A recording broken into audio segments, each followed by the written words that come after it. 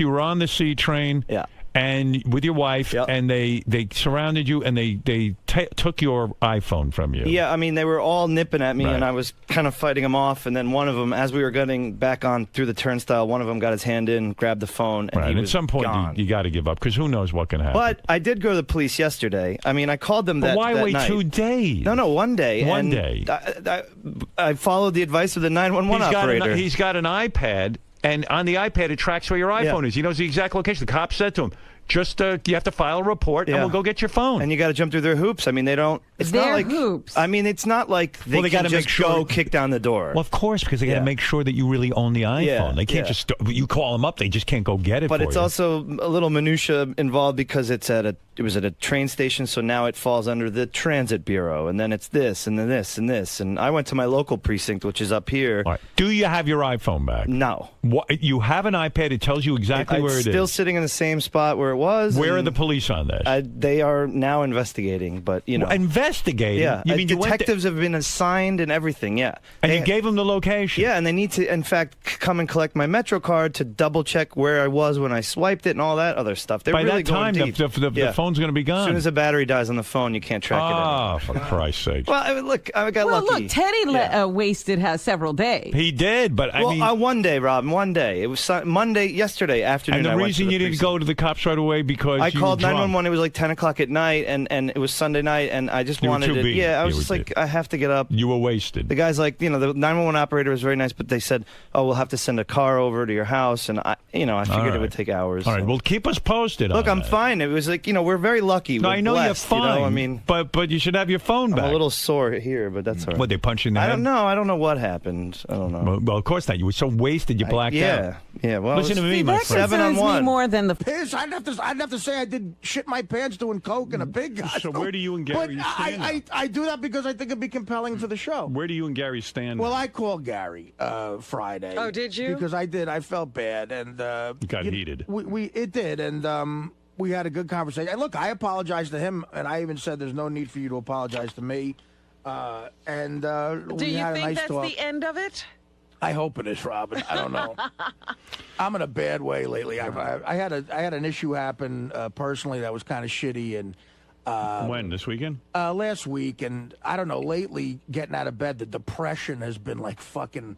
Like I've had what I call 2 great depressions in my life. Where Are you in one of them now? it feels like I'm going into one where I might have to get some medication again because geez. I just can't get out of bed. It's like a wet fucking blanket. It's just bad depression. Like all the symptoms I used to have. Really? So yeah, You like don't seem so depressed right now. Well, he's yeah, working now. I could. I've worked through the other ones too, Yeah. but I don't know. I just really felt. You ever been diagnosed like as yeah. bipolar or whatever they call it? Bipolar is a word that's been used, yeah. But so why don't you go on meds and then if I he could was tell on that. them for a while, and he got better. they're leaving you out. I took Paxil for a while, and I'll tell you, I got straight on that, and then I stopped taking it, and I was fine for years. I mean, it's like, it's that great Onion joke, depression hits losers the worst. There was a big headline back several years I mean, ago. that's just the best joke ever. And it's true. When stuff, look, my career's going great, but there's other things in my life that isn't, and I'm depressed about it. I mean, it's like, if I was, Jim Dandy with everything, I think I'd be depressed. Yeah, maybe you just suffer from depression. Shit happens, and you get depressed about it. You know. Well, hey, sorry to hear you're going through that. But I'm all right. I'm here. Yeah, you look good to me. I think me and Gary, agreed to a truce. I think I call Will too. I call John I because John I got hit with some residual shit. Really? He hit everybody. What'd you say to He John only Hine? got splashed, though. No, I just said I fucked on the wrap-up show, and I don't think John likes that. Yeah, you said you don't like the wrap-up show. You said it's clearly. a bad broadcast. Clearly, I love it. I'm always listening to it. Would it be fair to say your professional life is annoying and your personal life is a 2? It's all annoying. Annoying. Everything's annoying. It's Right. all annoying. I forgot about that. Yeah, my personal life is a 1, I think. Let's see. Yeah, well, there's a ton of email about this. I'm sure. Some attacking Artie, some attacking Gary, some attacking me for not. Yeah. Fred will never tell us a story. Never. No insight. In fact, the other day... No insight. My wife asked me about Fred's wife. Yeah. And I said, for all I know, she's dead. Right. Because no one's seen her? I haven't seen her, and he talks about her from time to time, but I really haven't seen her, and, he doesn't say much. But even if the way he talks about her, she could have been dead 20 years. You gotta go rent a wood chipper. Right. You gonna take her out to Jackie's? What's that, Jackie? Yeah. No. No, Fred. Jackie's Jetty Laundry? You really don't like Jackie? Tired of the wood. No. There's real animosity brewing. No. Really? You would never go to Jackie's?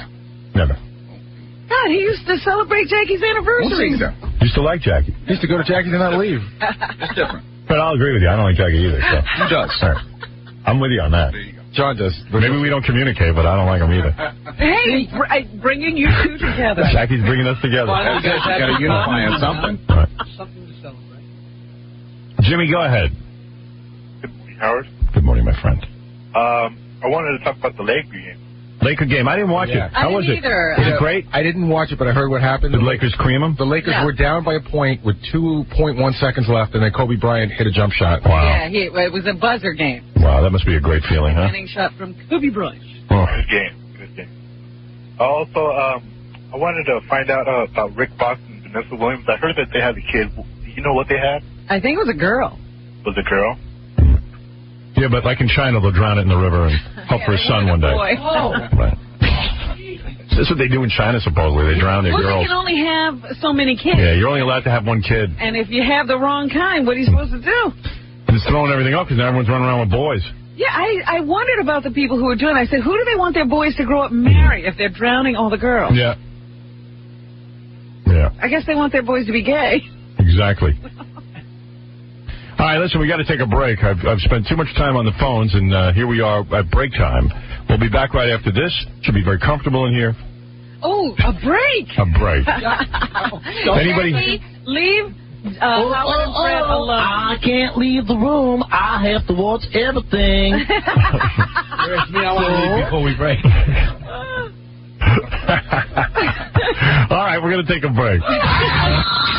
The Howard Stern Show. Hi there, Matthew McConaughey, and you are listening to a man who thanks the Lord, or maybe he's responsible for the moral decline of America, Howard Stern. Hi, this is Chris. I'm one of the wacky guests that get to come up here on the Howard Stern Show, and I'm having a blast. Wait, should I give you guys the bomb? Whatever it is, sounds good. It's like a fuse and it blows up. All right.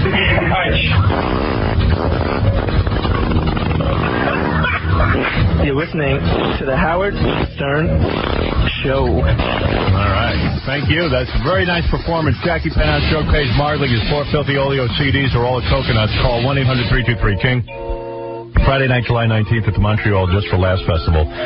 In Montreal, Canada, Jackie the Joke Man. For MP3 audio, Jokeland web mall, visit jokeland.com. Remember, if you want to marry a porno star, call 1-800-44-STERN. Madeline Knight. You can see pictures of her at madelinelive.com.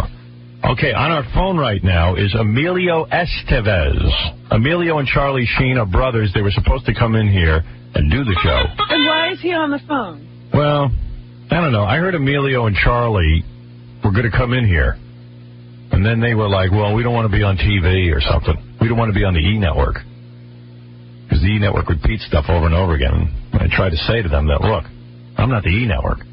I don't own it. Who cares? Yeah, who cares? Anyway, Emilio is on the phone. I thought it'd be interesting to talk to Emilio Estevez, a big actor.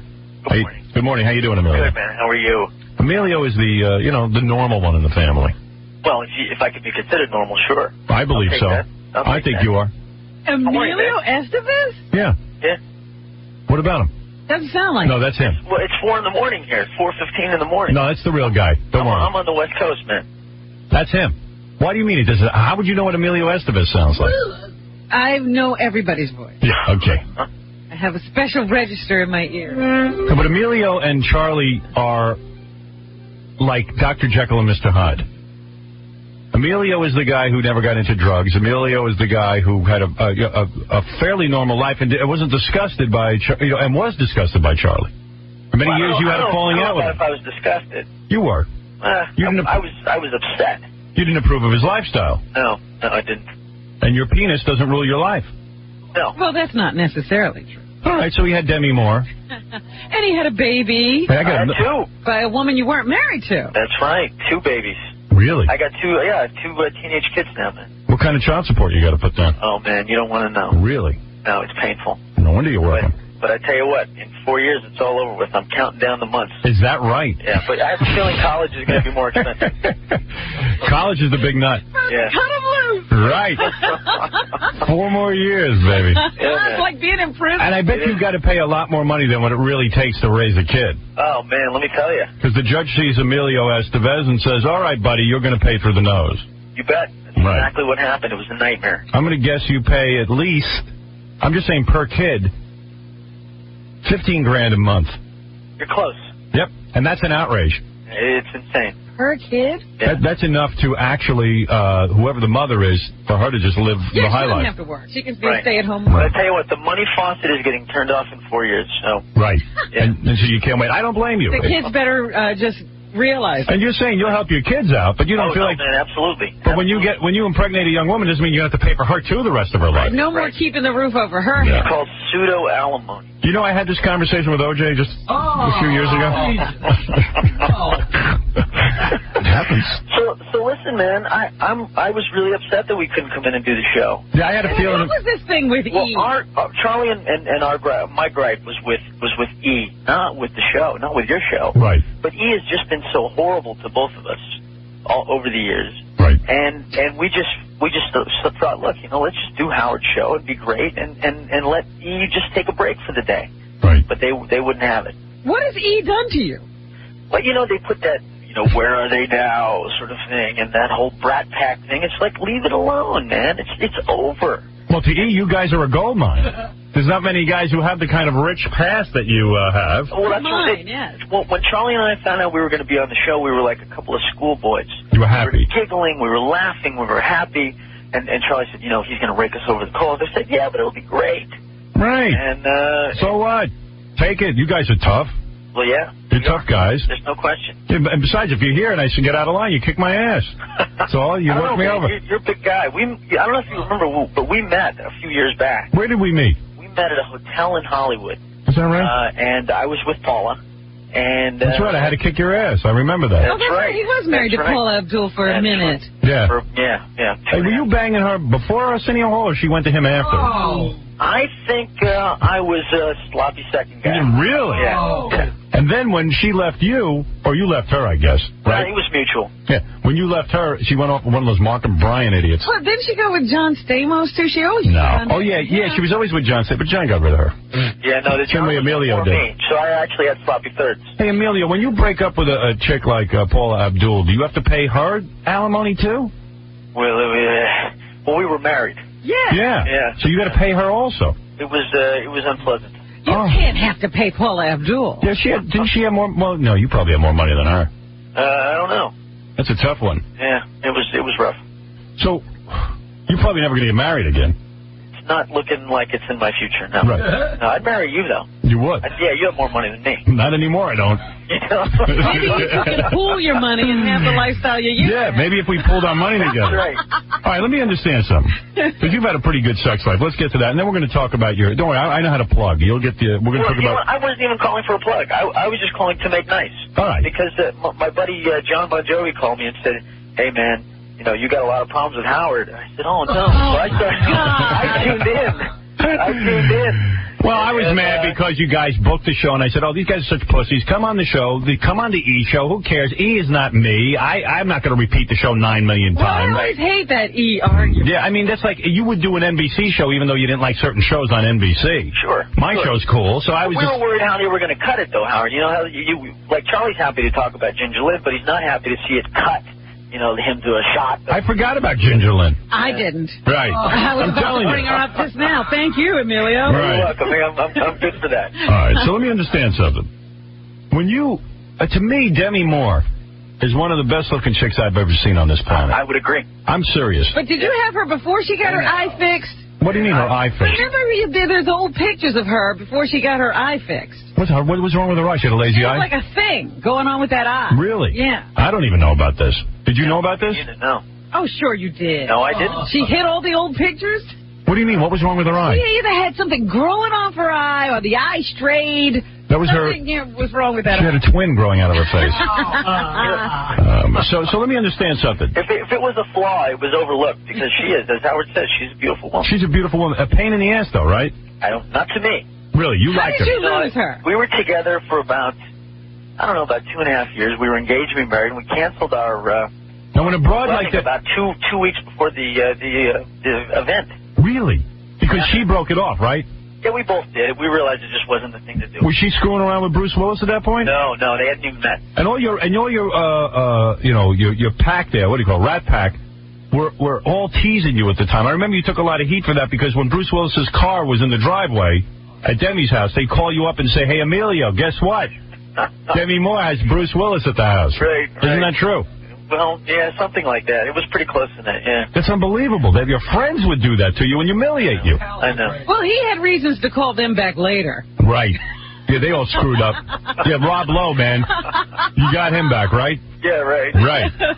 We love Rob. Must be great banging a chick like Demi Moore. I would love to, even to this day. Even after her kids and everything else. Was she good or was she outrageous. fly there? Outrageous. Outrageous. You had her in her prime. Outrageous. Right? I would do Yeah. her. Oh, yeah. Oy vey, that must be hot. Yeah. Good in the sack, huh? Unbelievable. Good Lord. Yeah. Unbelievable. Boy, if I could come back as your penis. Would you go back? Would you go back with her? I don't know, man. She's a different person now. It seems, who knows? And she's got that whacked out mother. Did you have to avoid her? No, I actually dug her mom. You liked the mom? Yeah, her mom was always very sweet to me. Didn't the mom have a drinking problem or something? No. Who knows? Emilio probably can't tell because Charlie's always so messed up. He doesn't know. Right. Yeah, he's like, hey, compared to my brother, he's fine. Charlie's got 2 years, though, now, man. He is? He's got 2 years sobriety. And is he normal? Yeah. He is. Actually doing Does he have all those chips that he showed I was going to say, he's got a pocket full of chips jiggling around. Right. But Emilio was so in love with Demi that they were writing and making movies together. Oh, we did, yeah, we made an awful movie together. Thank you. Wisdom. Such a piece of crap. That's what happens when the poontang starts ruling your life. They did like a modern day Bonnie and Clyde. Exactly. Right. Exactly. Yeah, I wrote it and directed it, and we starred in it together, and it was just such a vanity project. It was awful. Yeah, well, you know what it is. I'd start writing movies for Demi Moore, too. I can't blame you for that. So, what do you think of those boob implants she got? You know what? I didn't have a chance to feel them. You never had those? No. I thought you had nice cans. I don't see why. I did, too. Right. Not necessary. Well, you've had some great poontang. Let's see, Paul Abdul. Paul Abdul, She is... That didn't last very long. No. That was, no, didn't. What happened then? 2.5 years. You have seemed like a 2.5-year cycle or something. I'll tell you what happened. Want my best guess? No, tell me. You got sick of her. But I'm like, what does Paula Abdul do to First of all, she gained weight. These guys away? Number one, she gained weight. Well, and a guy like Emilio is surrounded by beautiful women all the time and certainly can get his pick of anybody. I don't know, man. I don't think it was a weight thing. It was just we rushed into something. And she was very emotional. She was. That's the truth. What woman isn't? Well, come on. She was overly emotional. Yeah. I mean, her ankles turned into baseball bats. Oh, stop it. And it just got... She slimmed down before he dumped her. Did you see her at the Oscars? She looked really good. Yeah, she's fine. I've had her on the show. She's a nice girl. Yeah. But listen, you could do better. No. I can't believe you got to pay alimony. I can't. No, he can't be doing that. Yeah, why not? Jeez. It makes sense. You know why? Why? Paula had she had one record that was huge and a follow-up record that did pretty good, but she hasn't really had hits since then. And Emilio's been in a lot of movies. He's got the Mighty Ducks franchise and a lot of other stuff. Right. Yeah. Jeez, I'm sorry for you. Hey, it's called doing time. And she's good in the sack, though. She must have been if you married her. Outrageous. Yeah. Good for you. What are you with a broad now, or you got a girlfriend? At this moment? Yeah. No. So you're available? I am, yeah. You got anybody for me? So you and Charlie go out on the town and pick up chicks together? Not really. We've been pretty mellow, man. You know who's kind of wacky is your dad. Yeah, my dad is out there. He's out there. I mean, Martin Sheen, he's in a good show now, West Wing. Yeah, great show. Right? I haven't seen it. Show. Everyone tells me it's good. Oh. And they have to keep delaying the production schedule because his dad's always getting arrested for homeless people. But he is very good, and he tells them beforehand. Yeah, he's always in jail. Well, you know what he does? He's going to blow that whole gig. He tells them prior to the season. Right. He says, says, listen, I'm going to be arrested this date and that date. And so they worked his schedule around it. They should really lock up your dad for a couple of years. Teach him a lesson. Yeah, but he's like I mean it. He'll chain himself to a fence, that kind of thing. Is your dad so wacky that he's going through all his money, he's not going to leave you anything? No. I'm not in the will anyway. You're not? No. Are you estranged from your father? No. It's just he feels, I can take care of myself. And is Charlie in the will? I don't know. Yeah, Charlie can't take care of himself. Wait a minute. You know you're not in the will. No, I'm kidding, man. What is he talking about? All right. Anyway, so the point that you're making is... But, the thing, though, is that Martin is very, very, very religious. What, Jesus freak? Catholic. What about you? Staunch. Emilio, you don't buy into that, do you? No, man. How come you don't take the Sheen name? I don't know this. Why are you... What is that? When I was 18, when I was starting out in the business, I was, rebellious, and I didn't want it to appear like I was riding on the old man's coattails. Right. And it was important for me to sort of break out and do my own thing. Why didn't that bother Charlie? I've always wondered. Well, because by the time Charlie started, I was already doing my thing. And everyone always goes, yeah, Emilio Estevez is a Sheen anyway. They always say it. Yeah. Exactly. Yeah. But he figured he would have had it going both ways. Old Charlie. So. Right. Who knows? He probably has. Now, he's the younger brother, right? Wow. Stop it. Who knows? I don't know. Charlie's younger, right? He is 3 years younger. I think Charlie kept the name to get laid. That's what I think. I wonder about the sibling rivalry, because at various times, each of them's, their careers have gone up and down. Man, you feel like... That's the product, of a long career. It's just, it's the nature of the business. Yeah, but did you get upset when Charlie eclipsed you there for a while? Of course. Oh, man, because here, come on, tell the truth. If the truth be told, I sat with Oliver Stone. I had a lunch with him and a breakfast with him. And in both occasions, I told him that, Oliver, no one is going to be interested in seeing your Vietnam film. Really? Did you really? The movie was Platoon. Oh, no kidding. Yeah. So, in other words, he offered you the part first? Exactly. Wow. Wow. Yeah. So, listen, You and your brother ever double-team broads? No, man, not yet. Really? No, it's something we're looking forward to, though. And why do you think... Who's bigger in the pants? Yeah. Who has a bigger penis, you or Charlie? Seriously. The last time I saw his penis, I was probably, 15 years old. Really? But he was... He was bigger. 12. He was bigger than you? At that time, he was not bigger. Really? No. That's a penis. Is Martin big? I haven't seen my dad's penis since we stopped showering together. Really? That was like 3 years ago. 20 years ago, yeah. All right, so now you've got this project. Let me give you a plug. Emilio is a director, and Emilio is directing and also starring in Rated X. It's on this Saturday evening. It's him and his brother together. Rated X is this Saturday evening at 9 o'clock on Showtime. This is where you guys play, I guess you guys are in the porno industry. They play Porn Brothers, yeah. Yeah, the Mitchell Brothers, who are pretty famous brothers. In porn. In porn. Yes, they were. They really put porn into the mainstream. Do you watch porn? I do. I had to do a lot of research for this film. Oh. Yeah, I haven't heard that before. I had to go to all these shit me bars. too. It was awful. What are you researching? I was researching 2 nights ago. What are you researching? I just wanted to see what's going on in case I want to make a movie. I was researching. You were thinking about the Mitchell Brothers. In case you get discovered, that's a good one. I'm researching for a film. Let me ask you something. Certainly you have no trouble getting laid, but when you watch porn and you're researching, you get aroused, right? Yeah. And sure. you take care of yourself. It depends. Depends on where I'm at. If I'm in the theater, with a lot of other people, no. So you actually, where do you go? You actually go to see porn in the theater? Well, I did when I was doing research for this film. Right. And you did not masturbate in the theater? I didn't. No. Right. No.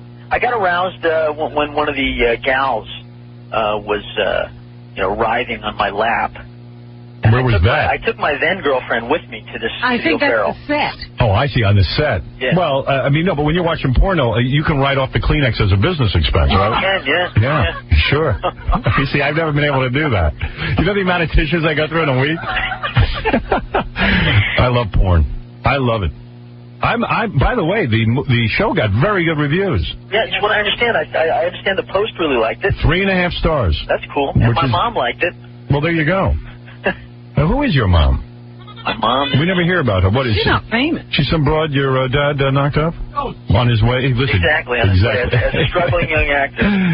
So, your parents were married a couple of years? They've been married for 38 years. Oh, they're still married? Yeah, Oh, yeah. I thought they're staunch Catholics. Oh, really? Martin's not going anywhere. No kidding. Yeah. So he's still paying child support. And your dad doesn't screw around at all, huh? No, man. My dad, no. He prays. He sounds like a pretty decent guy. He prays to Jesus. And you have another brother. A lot of people don't know that. There's a brother. Melvin Sheen. Melvin. Melvin Sheen, that's right. My brother Ramon. Ramon. Yeah, and I have a sister, Renee. Yeah, and I think they still stay at home. Is your sister hot? She's a good-looking woman. Really? Yeah. She's married, though. Oh. Yeah. You ever see her naked? I'm just kidding. I haven't seen her naked again since we were kids, man. All right, listen. You know, my mother used to cook in the nude. We were hippies growing up, so yeah, it was pretty commonplace to see all of us naked. But that was in the 70s. Yeah. A couple of people have questions for you. Care to entertain them? Well, of course. All right, Abby, you're on the air with Emilio Estevez. The show is called Rated X. It's a movie this Saturday evening at 9 o'clock on Showtime, getting excellent reviews. Go ahead. Honey, I can't understand a word you're saying. Question. She's trying to wish you a happy birthday, I think. Oh, that's very sweet. Yeah, evidently your birthday is tomorrow. Is it your birthday? It is, yeah. Who's older? No. Who's older than who? Than Charlie? Emilio, you're younger, right? No, I'm older. No, he's I'm 3 the years older older. brother. Oh, you're the older brother. Who's older? Jackie Martley? Oh. Of course Jackie is. Brian, you're on the air. Hey, how are you doing? What's up? Great show. Yeah. Emilio, I got a question for you. Sure, man. I like you in Mighty Ducks and all that. Are you making another Mighty Ducks movie soon? No, the Mighty Ducks are over, man. It's over, man. Yeah, It's part of the past. Yeah. Oh, those kids grew up. All those kids are about 50 now. and I'm doing no more movies with numbers after them. Right. No more sequels. Now, No more don't say sequels. that. Yeah, you never know. Well, at this point in time. Barry, you're on the air. How you doing, Howard? Love the show. Thanks. Hey, question. Emilio, I did security back to you in, I think it was like 82, when you did the Breakfast Club up there in Des Plaines. Oh, sure. You know, you shooting a movie and for Molly Ringwald and Right. Anthony Michael Hall. That was a great movie, by the way. Yeah, we it know was the a great cast. movie. Yeah. And shot in the old concrete jungle, Maine North High School. That's right. Yeah, we had a great time. I know we did some lot of things going on, a lot of party and stuff. But Emilio, you were cool. Thanks, What do you mean a lot of partying? You guys used to party during the movie? Yeah. There was a room designed for party in there. Is that right, Emilio? Is that true? Yeah, it was kind of nutty. It was. It was a cool thing with Molly Ringwald and Ali Sheedy and the bunch of them. What are you trying to imply there? Yeah, what was going on? Were they all getting it on with each other? Well, I wouldn't want to go as far as saying that now. But Well, what are you saying? It was a young Emilio. Yeah. Okay. And it was cool. No, everyone was respectful and it was a great time. Shut up. Okay. You got pictures? Yeah, I mean, No, then nothing happened. what's your story? You smoke weed? Do I? Yeah. You know what? I did. Last time I smoked weed was last year. I got so loaded that it really turned me off of it. Yeah, and you can't get high around your brother, right? No. Right. No. Did you ever do one of those interventions with him where you grabbed him and went like, look? We did a lot of them. Oh, yeah. That's the only time the family got together. Yeah. But does he have somebody following him around now 24/7 to No. make sure he's a good No, boy? man. Yeah. No, he did for the last almost 2 years. Now he's a free man. Now he's a free man. They trust him. Tom, you're on the air with Emilio Estevez. The show is called Rated X this Saturday evening, 9 o'clock on Showtime.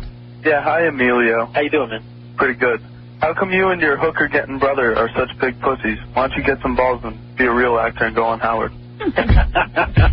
There you I'm go. on Howard right now. Yeah, you got to come in here, man. No, Give you me some- gotta bring show that your face, you pussy. and bring that brother of yours That in here. hooker getting brother. Bring your hooker brother getting in here. Yeah, right, all right. Whatever it is. Cool. Hey, did you ever bang Molly Ringwald? I didn't, no. No, you're not into her, right? I don't even think she's that hot. Listen, I lusted after. I left her. Really? Yeah, sure. Cute girl.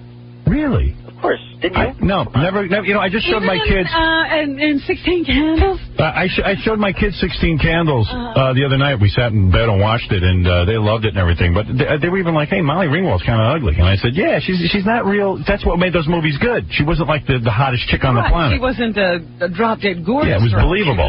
She was real. Yeah, and I tell you, I plan on showing them the film you did with that whole whack pack or whatever, Rat Pack. Rat Pack.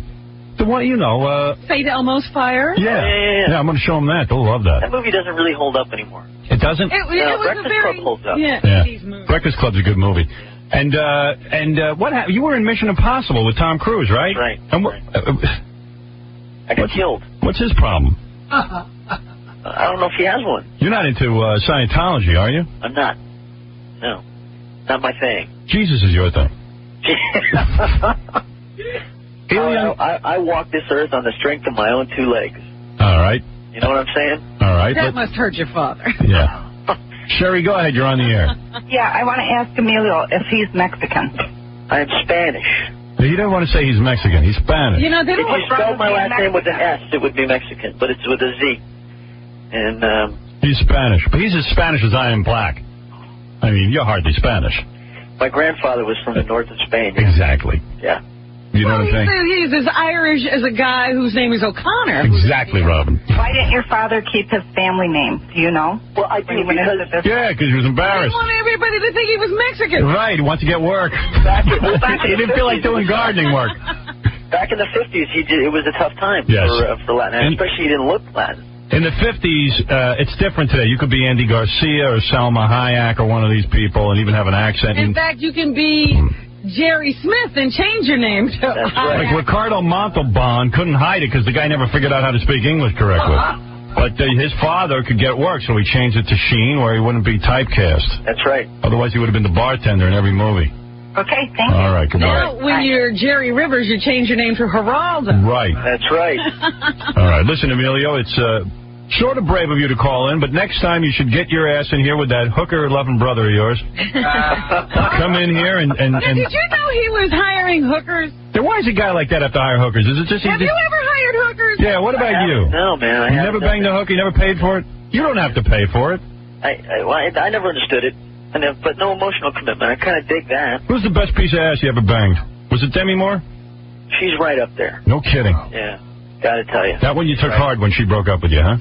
It was, I got a tattoo on my arm as a result. Really? What'd it say? It's a broken heart. Really? Yeah. And But wait a minute. So you knew... It looks like a prison tat. It's awful. Yeah, right. Did you do it yourself? It's horrible. But you knew your brother was doing the hooker thing. Yeah. Who didn't? Everyone knew. All I had to do was turn on the TV. Why do people say Tom Cruise is gay? I don't feel he's gay. No, man. He's not, right? He didn't come on to you. Absolutely not. Did he ever come on to you? I can tell you for a fact he's not. He's not, right? No. Did you do chicks together? What are you talking about? How do you mean you can tell us for a fact? You figure it out. Really? Wait a minute. He invites you into the room? Have you watched him bang his wife? No. Is it that weird out there? No, man. Well, you probably got a good book in you, don't you? I'm telling you. We got to ring him out and get the book. Man, you probably had some life. I don't even know half the stuff you've done. And did you find out that Charlie was dating Ginger Lynn by listening to this show? No, I found out when he brought her over to the house. Oh, he did bring her to the house. And what did you say? We got to lock him in rehab? Oh, man, it was Sunday afternoon, lunch with Mom. Really? Mom and Ginger. Ginger Lynn, the porno star. Yeah. That's better than a movie. Yeah, I got to get a hold of your brother. Yeah, all right. Howard, listen, we'd love to come in and do the show. Next time he's back in New York next week. I tell you what, you guys come in next week, and when you come into town, we'll make a nice appointment. We'll go over the scores. We'll sit down like men. We'll get lap dances. Excellent. And we'll watch your show, Emilio Estevez in Rated X, this Saturday evening at 9 o'clock on Showtime, getting very good reviews. Thank you. All right, Emilio, thanks. All right, there you go. Bye. Bye-bye. He likes to party. Best piece of ass he ever had, Demi Moore. I believe it. I believe that girl can really give you a good time. She really did him good. He got a tattoo after she left. Yeah. And this is a guy who can get a lot of poontang. But, I mean, when you tattoo yourself after the girl is gone, yeah, you're in bad shape. All right, what did we learn? Let's review. We always thought that she was great, right? But, yeah, that's all I cared about. Demi Moore to me is a very, very healthy woman. Nice haunches. Remember that movie where Robert Redford wants a banger for $1 million? Oh, yes. Indecent proposal. She's laying there in bed and she's throwing the money up in the air. You see her hips? That's the hips a woman should have. Those can accommodate. Accommodate what? My big girth. All of a sudden, Fred piped up. Oh, Fred still. You know what I mean? That to me is the sexiest part of a woman. Yeah. Those hips. Yeah. You got nice hips, Robin. I've noticed. No, thank you. Put you on the bed. Stop it. All right, so here's what we learned. What did we learn? All right, I'll tell you what we learned. Number one, we learned... Recap. We learned that Charlie Sheen is berserk. Martin is berserk. Demi can bang. And Emilio seemed pretty real. He's paying a lot of women. Yeah. He's paying a lot of women for kids and divorces. Acting, directing. Right. That's what we learned. It's no different from anybody else. We're going to take a break, and we'll be back right after these words. Yes, I can page my father in the casino, please. Bob Babooey. Babooey's the last name. The way you're breathing like Howard. Stern. He's a powerful personality. He says some very funny things. The Howard Stern Show. I stopped watching Beverly Hills 90210 this year, but I understand last You haven't night... watched one thing, huh? No, last night was a big episode where they kind of did one of those retrospectives of the last 20 years. Look back at everything? Yeah, and it's very odd. They completely ignored Shannon Doherty. Like she'd never been there? Like she'd never been on the show, and except for at the end, there was a group shot of them, and they tiled out her face. Watch. I'll show you a video of it. Do you see? This is the whole gang. Wow, look at that. And if you can see on the right-hand side of your screen that they tiled out her face. Somebody's a blur. She has no head. This girl must have been such a bitch on the set or something. But Aaron Spelling gave her another show. I don't know what it is, but her face is literally mirrored out or prismed out. I would love to read an article as to why. I would love to know that. It's a show business curiosity. Another show business curiosity that I have is why Juliana Margulies, who is an excellent actress who was on the TV show ER. Her last episode, I guess, is tonight? That's right. How do you turn down $24 or $27 million for 2 years' worth of work? Now, listen, let me tell you something. I know many people in the acting field. I've met people who act. And you dream of being able to have financial freedom.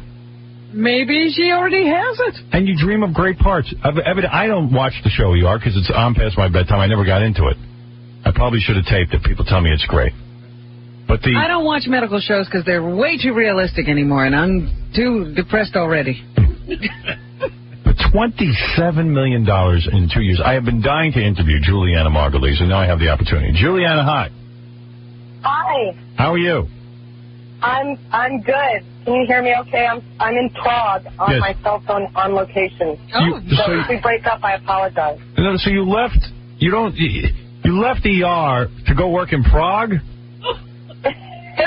You don't have any more money than that? You have to live in a foreign country? Yeah. Prague sounds... I've never been to Prague, but it sounds like an absolutely horrible place. Honestly, it is the most beautiful city I've ever been in. Really? Well, that's one of those places, people who made sort of like a modest living most of their lives, they sometimes move to places like Prague because, their modest retirement is like being a millionaire there. Juliana, I'm not... You guys, I'm not living here. I'm on set doing a movie. All right, but let me say something. And I mean this. You're a beautiful woman. You got the world at your fingertips. Yet to me. Yeah. I know I worked in this business many, many years. If somebody offered me $27 million for 2 years' worth of work, I don't care. Maybe ER, you're not that into it anymore. Maybe you don't like it, so what? But how bad a job could it be? Explain everything. It wasn't really, it was a great job, and I know it's really hard for people to understand it, but I had done it for 6 years. My contract was up, and it wasn't the show for me that I started doing, and I wasn't, it stopped me from...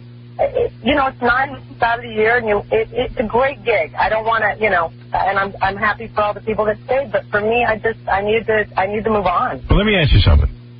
$27 million would allow you the financial freedom to work, not work, take any kind of movie you want, maybe even... Wait for the movie you want. Wait for the right movie.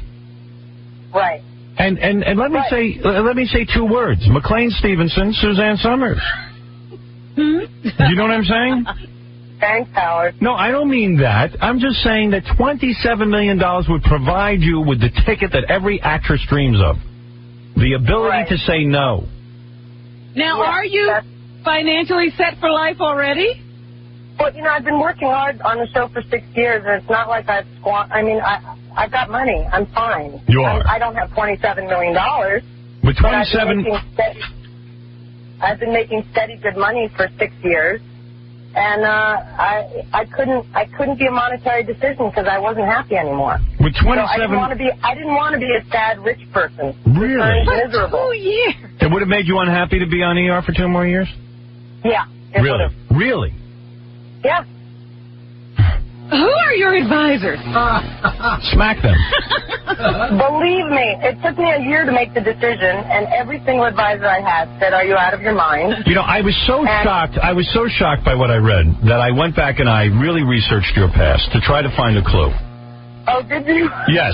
What did you find? I wanted to know why. I mean, I understand a grueling. Who makes this decision? I understand a grueling 3-hour-a-day work day, but well, let me say something. It wasn't about that. I like to work. Okay, and it's a great part. Here's the deal. It was a great part. Right. And believe me, you could go do 100 movies. The part might never be as interesting as what you do on ER. You know that. You know, Ron, who I think you know, you guys work out together. You're a husband. Fiance. My boyfriend. Ron. Not even a fiance. No, they have a friendship ring, I believe. They live together. We've been together for 8.5 years. Yeah. Ron is a great guy. He's a great guy. And a fine actor. And an amazing actor, yes. Yes.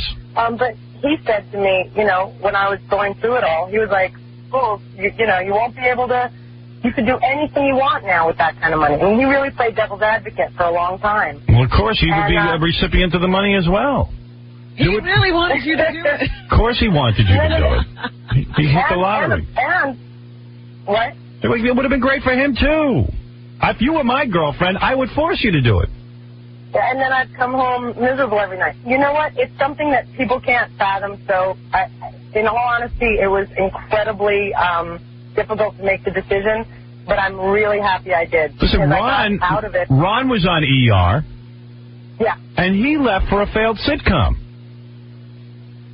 He didn't leave for a failed sitcom. He left because you try working. I mean, there were many different reasons. His character it was time to move on, and you know. No. He left because because they decided that if they're going to be a couple, it wasn't a good idea to work together, see each other. Oh, please. But then again, when he was in that sitcom, he left. He walked out. Well, he's another one.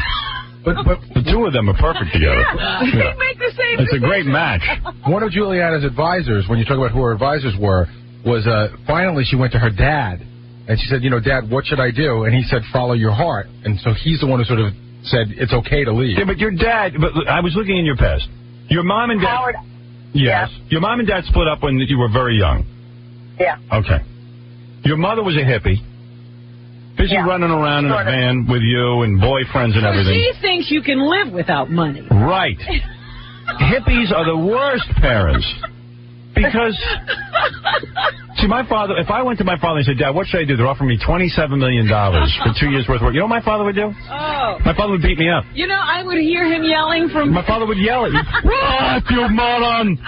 But my father wasn't a hippie. He was in advertising. Your father's a wealthy man. What? Is your father a wealthy man? No. Did your father, in fact... He's not poor. Didn't your father invent plop, plop, fizz, fizz? Oh, what a relief it is? He did indeed. He's brilliant. I'm not saying that sarcastically. That was one of the best advertising campaigns ever. Yeah, but writers at that time never got royalties, so he, whatever. But he should be a very rich man. Yes, but in other words... No, this is what he said to me. If money wasn't have you ever done anything for money? And in all honesty, I haven't. And I've done fine financially, since I left college.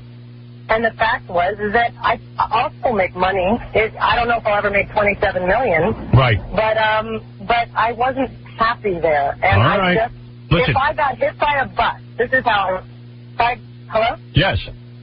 Oh, if I got hit by a bus tomorrow and died, I would have been waiting for 2 years of my life to go by before I could enjoy it. Well, maybe you're right. I want to live my life. Maybe you're right. I don't know, but... It's not all day. It's not all day. Let you go. Yes. I'll tell you, listen, I guess it's hard for us to understand. Yeah, we can't understand. But certainly we respect your decision. No, we don't.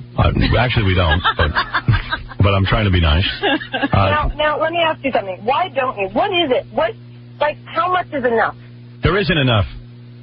If you told me you were independently wealthy and wouldn't have to work again no matter what, maybe it would make sense. Listen. But I like to work. You think I like getting up? That's what motivates me. No one likes working. If I have to get up at 4 o'clock in the morning to do the show. I hate getting up. I don't do it because I like it. I do it because they pay me to do it. That's the purpose of my life, to make a living, to support my children, and everything else. I don't have children. Well, that's what I'm saying, though. But even to have financial security, so that I don't have to be at the mercy of the man all the time. I've never been at the mercy of a man. Well, the man, the boss man. But what do I know? Listen, I mean, everyone's out there being a hippie but me. I'm full of responsibility. Maybe I should be free, too, in Prague. Howard, if you knew me, though, I'm like one of the most responsible people around. I need to know you. And I knew that, listen, Ron wouldn't want to be with me coming home miserable every night. All right. Sometimes in life, I know it's hard to believe, but there are more important things. I wonder what's going on that set that would make you so miserable. Well, first of all, she never liked George Clooney, I bet. I bet you didn't like George Clooney, but he's gone from the show. I love him so much he still couldn't take it after he left. Right. Was it Clooney who drove you off the show? No, I love him. Him You do? leaving was a big factor of me leaving, because for me, I had done everything I could possibly do with that character, and once he left, it was hard for me to sort of get back on track. And listen, I tried 100 things. I said, I'll give you 10 episodes in the 7th year, and 15 episodes in the 8th year. No, that wasn't good enough. They wanted a specific amount, and I understand it coming from the point of view. They need more to work with. And you know what? I don't want to do a half-assed job. I just don't want to do it. All right. When it's not... All right. Listen, I'm not your father. I want to be proud of the work I do rather than, okay, she's, you know... If you were my kid, I would have to really sit you down and lecture you, but you're not. You got to do your own thing. You certainly don't need my help in your career, but I would give you a serious lecture. Well, I got lectured. Believe me, I got lectured for a year by every single person involved in my life. If a friend of mine came to me and said, I'm turning down $27 million for 2 years, first I'd have him drug tested. That's number one. I would. I admit it. And if they weren't on drugs, you would drug them. Yeah. No, if they weren't on drugs, I'd commit them to an insane asylum. No, drug them and make them sign. Right. And I know it's hard for Howard? me. Yes. Howard, are you happy? No. But you have tons of money. I don't have tons of money, but I'm not happy now. I'm not happy. I mean, but I work because... it depends on what your priorities are. I think men have it different than women, and I don't mean to get into a whole sex issue, but I think men feel more... and this is the curse of being a man, really. Men feel more of a responsibility that they have to keep working and support everybody. Women come and go, and they're back and forth with how much money they can make and happiness, and I have to have time to go to the spa, and I need to have time to do facials. I need loofah sponging. I mean, a guy can't do that kind of luxury because right away he's looked down upon. I understand what you're saying, but for a man it's very different. Yeah, it's different. I quit ER because I wanted a good facial. Yeah. Well, what have you done since you left? Look at Sherry Stringfield. She left NYPD Blue and ER, and now she can't get arrested. Yeah, but when Sherry left the show, she broke her contract, so she wasn't allowed to work for the next 4 years. Oh, I didn't imagine that. You have not done that. I didn't break my contract. I went straight from the set of ER to the set of doing a film that I'm doing with Angelica Houston, and I'm doing a play in New York in January. I'll come see it. And I'm excited. I'm gonna go see it. I'm gonna watch you. Come see it? Yes, I'm gonna come see it. And it's right around the corner from your house because it's at Lincoln Center, so you can walk. Good. I'm gonna come see it. Hey, Howard. I hope you do. Yes. She had a really weird incident with Steven Seagal early in her career. You don't like Hello? She hung up. Sorry. You don't like Steven Seagal. Oh. What did he do? Talk about why you don't like Steven Seagal. Oh. It's not that I don't like Steven Seagal. It's just that, it was the first movie I had ever done. It got my SAG card. I was like 21 years old, right out of college. And, I wouldn't sleep with him. Oh. So, who else told us a story about him? Everybody. I had a bit of a hard time on the set. That's all. Was he already a big fatso, or was he in shape at that point? He had his hands in the cookie jar. Wow. at the craft service table a lot at that point. But you know what? He ended up being very nice, and you know, everyone's So got he to start said to you. somewhere. So he said to you, "Look, I want to have sex with you," and you refused. He didn't put it so blatantly. No, I'll tell you what he said, because I read the notes. He said she was walking by his trailer one day, and he said, "Yo, Margulies, come over here and show me some respect." And then her quote was, No, Gary, you're getting it confused. This was literally 5 years later when we started the first year of ER, and Steven Seagal had a contract with Warner Brothers, and we do ER on the Warner Brothers lot. And I had such a small part. I played a Puerto Rican prostitute in this movie I did with him. And I assumed he wouldn't know who I was. And I was walking to the commissary, and he was sitting there with his Zen posse.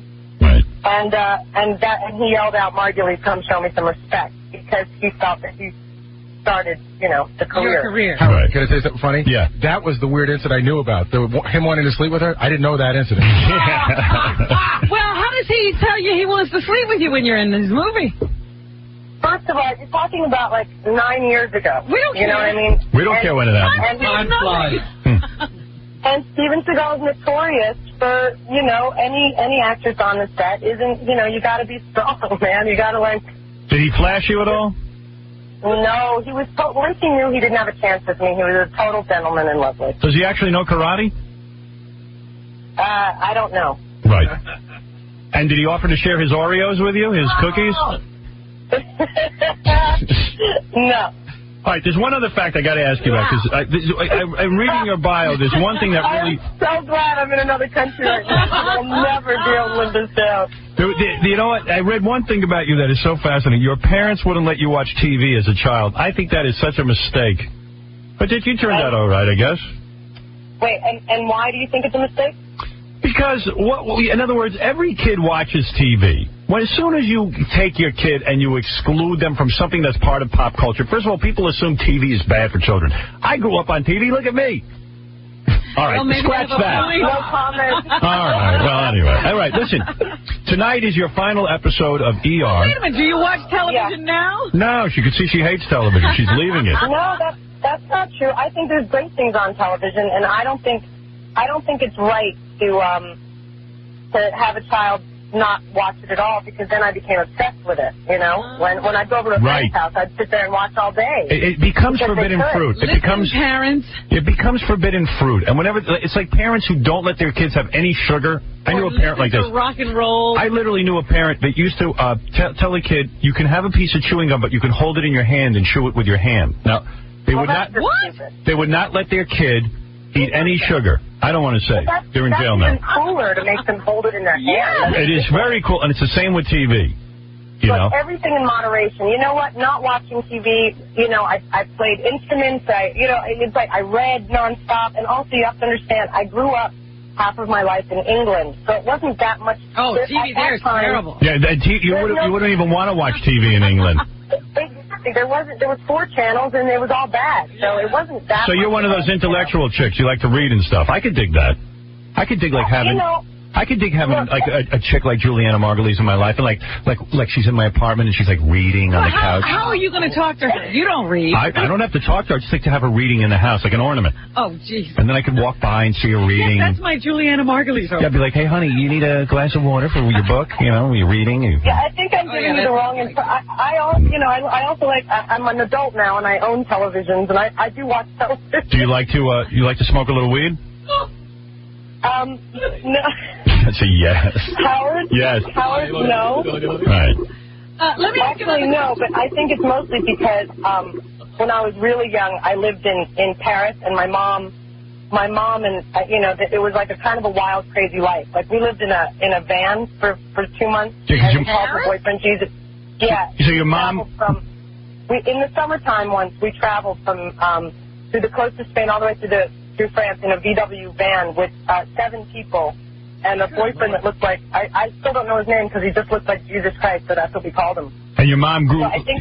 So your mom smoked a lot of pot, drove around with guys in vans? No, she didn't. It's just no, she didn't. And she was a teacher. She wasn't such a hippie. By the way, that's not a great life, though. Out of proportion. That sounds like a glamorous life, but it's not for a child, is it? Glamorous? Well, I mean, drive around in a van in France. 7 people in a van? It's disgusting.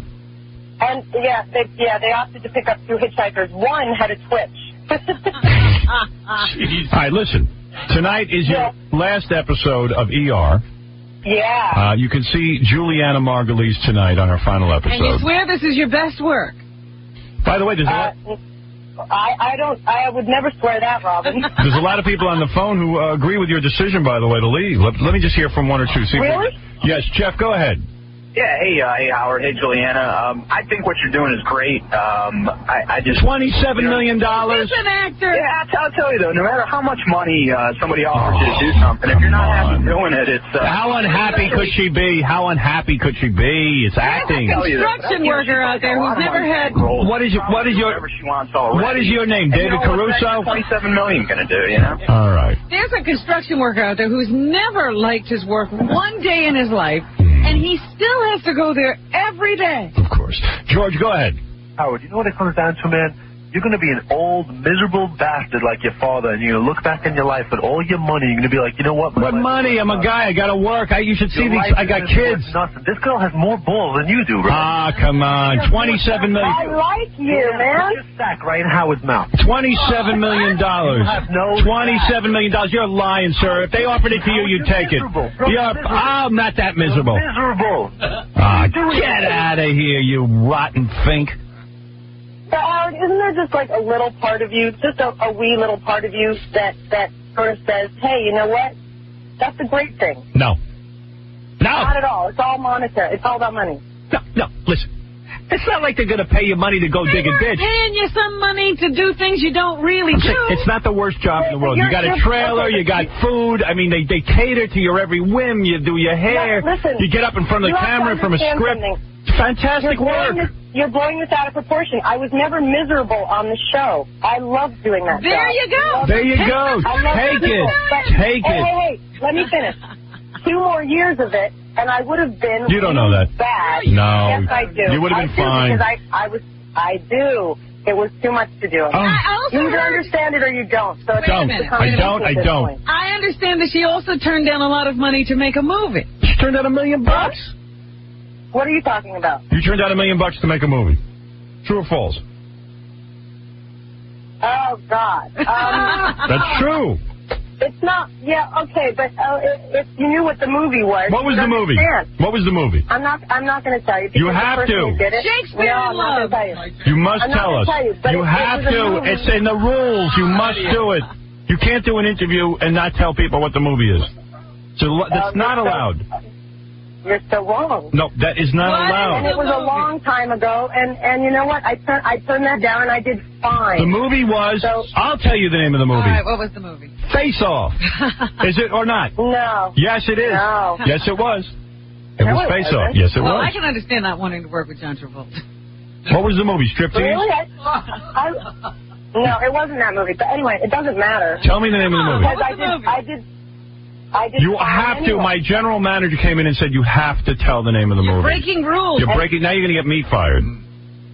Oh yeah, like you could ever get fired. Well, no, he said he would fire me. We've been fired. We've been fired for less. But what you do have to understand. Can we just change the subject for 5 seconds? No.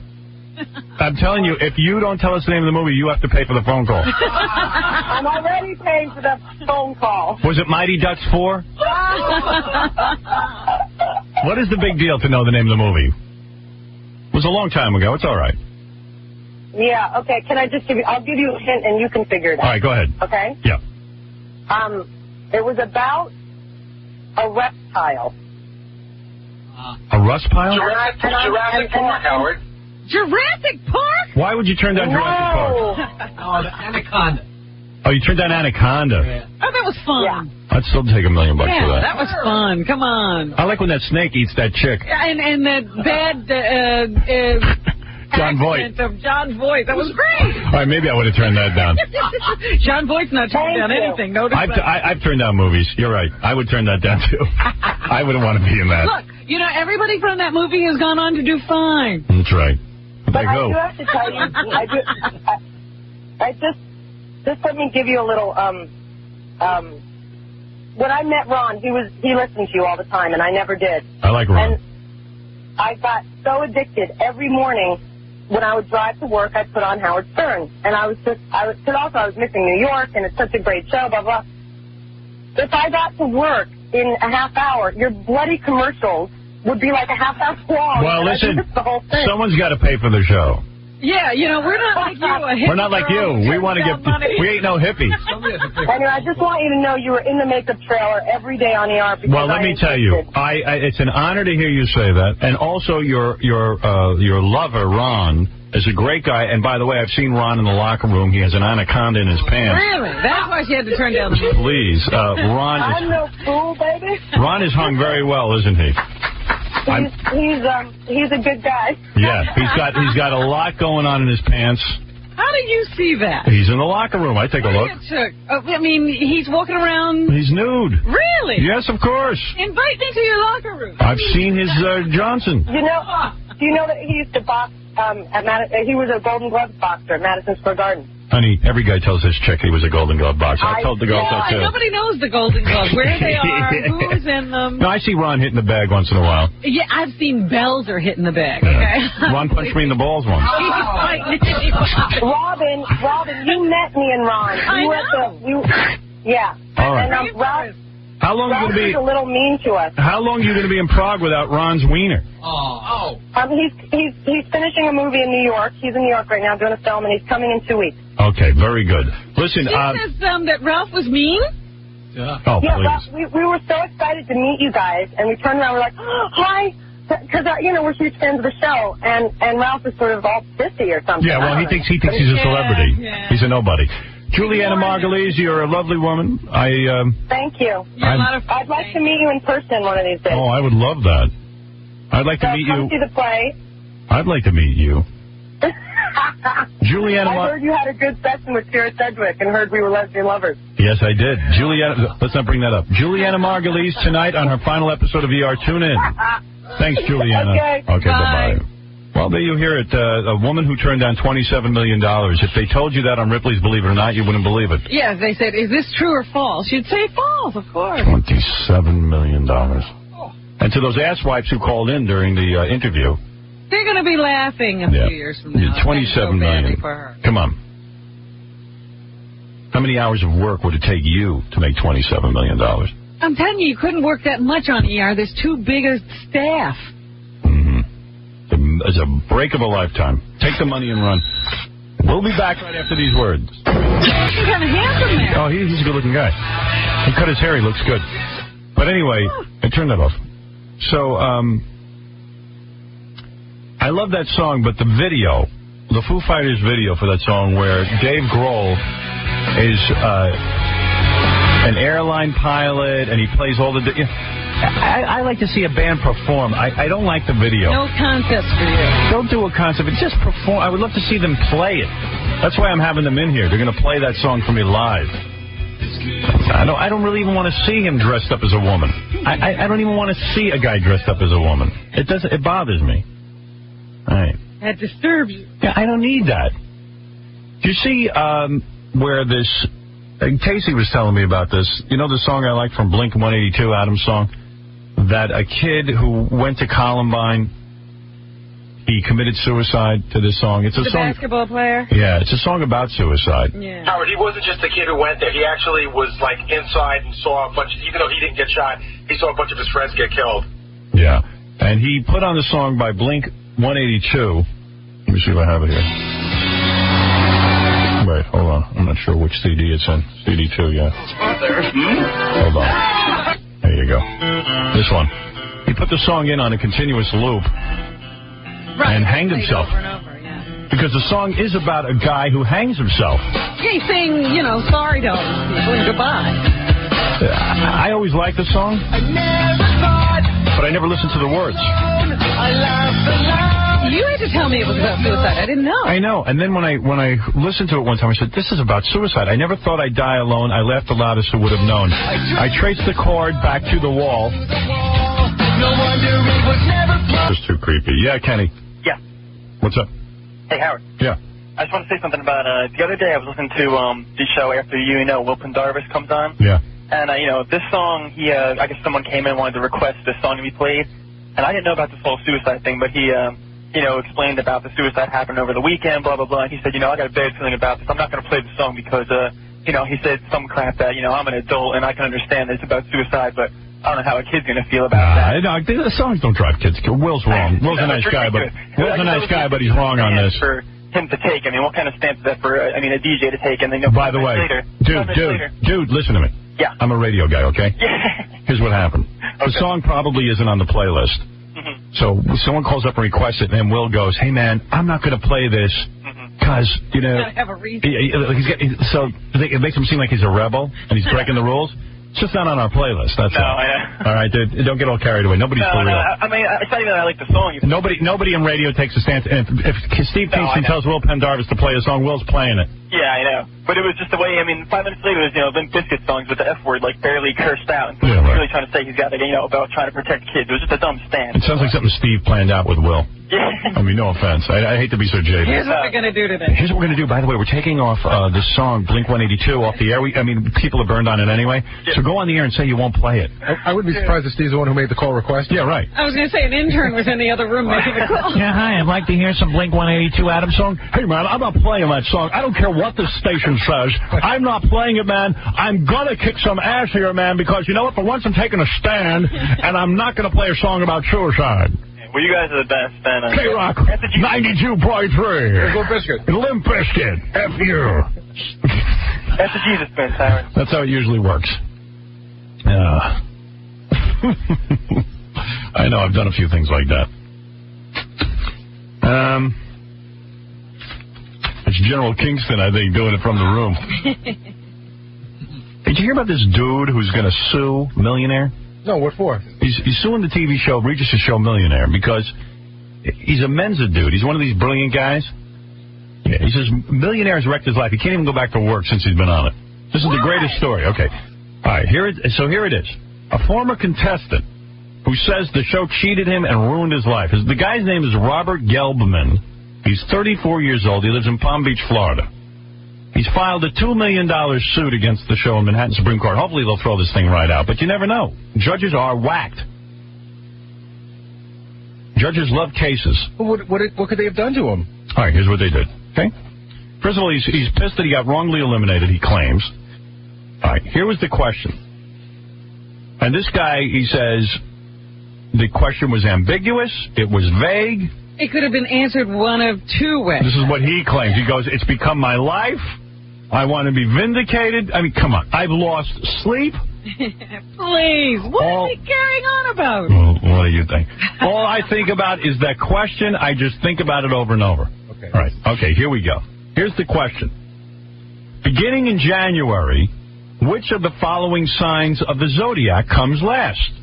Aquarius, Aries, Leo, Scorpio. That's not an easy question, but you got to sit and figure it out. Because first of all, you got to figure out, okay, you're beginning in January. What's the last month of the year? December. What is the sign for December? Sagittarius. Okay. Gelbman claimed I don't know how you say Sagittarius. Isn't the answer Scorpio? No, because the choices. The choices, it's Scorpio, right? December is if you're talking about the month. All right. The last one would be Scorpio. Okay. That's correct. Of course. Gelbman recalled he said out loud that he thought the answer was Aquarius, but started second-guessing himself after he heard an audience member let out a loud and disbelieving gasp. So he used his 50-50, and it left him with two answers. Aries and Leo were taken away, and then he went with Aquarius as his final answer. Okay? And what did you say the answer was? Scorpio. Okay. He walked away with $1,000 instead of $32,000. The answer was Scorpio. Of course. So how did Millionaire ruin his life? So here he goes. Immediately afterwards, he went up to one of the show employees and said, you robbed me of $31,000. Because instead of walking away with $32,000, he walked away with $1,000. Okay?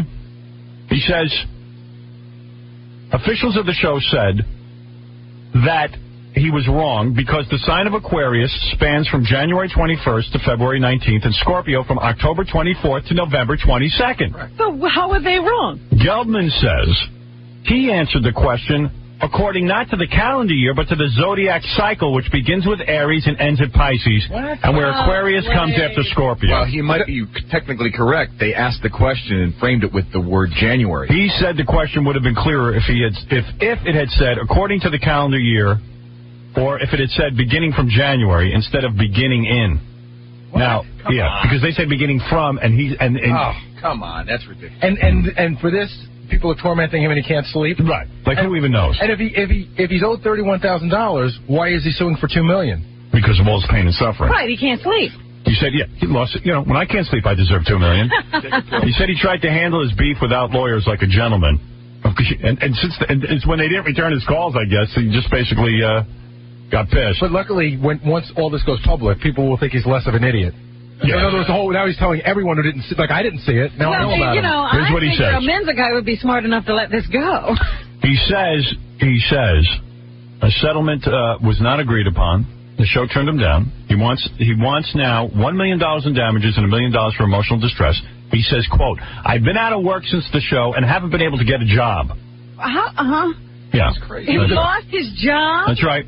You see, we interview interns, and anyone who doesn't know the cycle can't work here. The Mensa member said adding that to get computer programming work, he needs to take technical tests, and confidence is shaky. So if he wants to get computer work, he can't take tests. His confidence is shaky. Oh, my God. For the first time in my life, I'm taking guesses. A spokesperson for ABC says, look, we haven't seen the suit. We're not going to comment on it. Right now. What are we going to do about this? But imagine how much it might cost him to defend that. What a pain in the ass.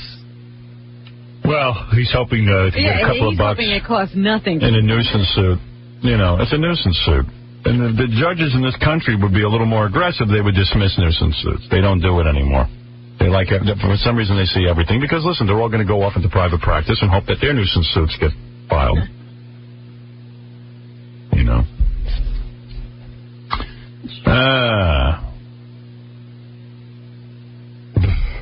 Next, I want to talk about...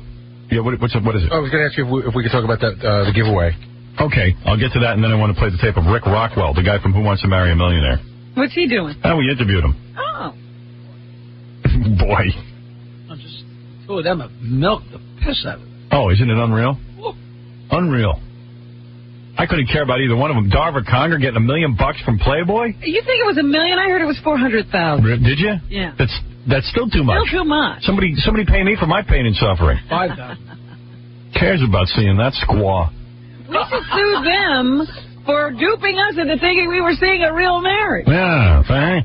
Let's get that money. Now, if you want to, first of all, if you want to marry a porno star, we're doing the real thing. We got a woman, a porno star, good-looking one, wants to marry one of my listeners.